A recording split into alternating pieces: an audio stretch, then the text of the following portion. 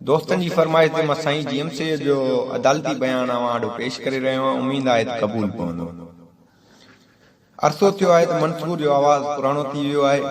हिकु भेरो वरी नए सिर दारू रसन खे सिंगारण घुरां थो। जनाब आला ऐं ॾखिण एशिया जे हिन बरे सगीर में मुनी सदीअ खां पंहिंजे महकूम ऐं मज़लूम क़ौम खे आज़ादी ऐं ख़ुशहाली जी सोनेरी दौर में दाख़िल करण लाइ सियासत ऐं क़ौमी ख़िदमत कंदो आयो आहियां। इन पूरे अरसे में केतिरा ई भेरा वक़्त जे क़ाबिल ऐं गाज़िब हुक्मराननि जी गेज़ो गज़ब जो निशानो बणियो आहियां।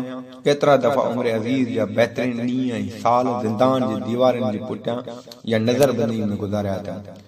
मूं जॾहिं बि पंहिंजे मादरे वतन सिंधु देश जे ज़ख़्मनि जो आवाज़ बणिजी काई सदा बुलंद करण पे घुरी आहे। जेलनि जे दरवाज़नि ऐं गिरफ़्तारियुनि जे हुकुमनामनि मुंहिंजो इस्तक़बाल पे कयो आहे।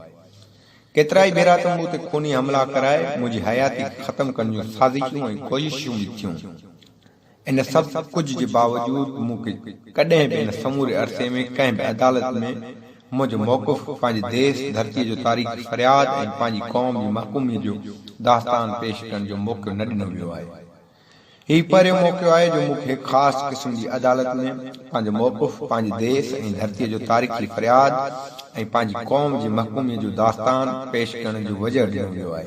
ऐं इन मौक़े खे गनीमत सम्झंदे इन अदालत ऐं उन वसीले समूरी इंसानियत ऐं 20वीं सदीअ जे पोएं घड़ी में पलंदड़ ऐं सोचींदड़ ज़हननि ताईं पंहिंजो आवाज़ सिंधु देश जी धरती जी सदा ऐं महकूम सिंधी क़ौम जो फ़रियाद ऐं असां ते क़ाबिज़ वहशी क़ौमुनि जी जाबराना कारगुज़ारियुनि जो कचो चिठो पेश करियां थो त जीअं मुंहिंजी क़ौम उन जे अहल दानिश तबक़नि ऐं समूरी दुनिया खे ख़बर पवे त हिकु अहिड़ी क़ौम जंहिं हज़ारनि सालनि ताईं तहज़ीब तमदुन ऐं अमुन जे रोशन नक्शो निगार ज़रिए दुनिया जे सक़ाफ़ती इमामत पे कई आहे।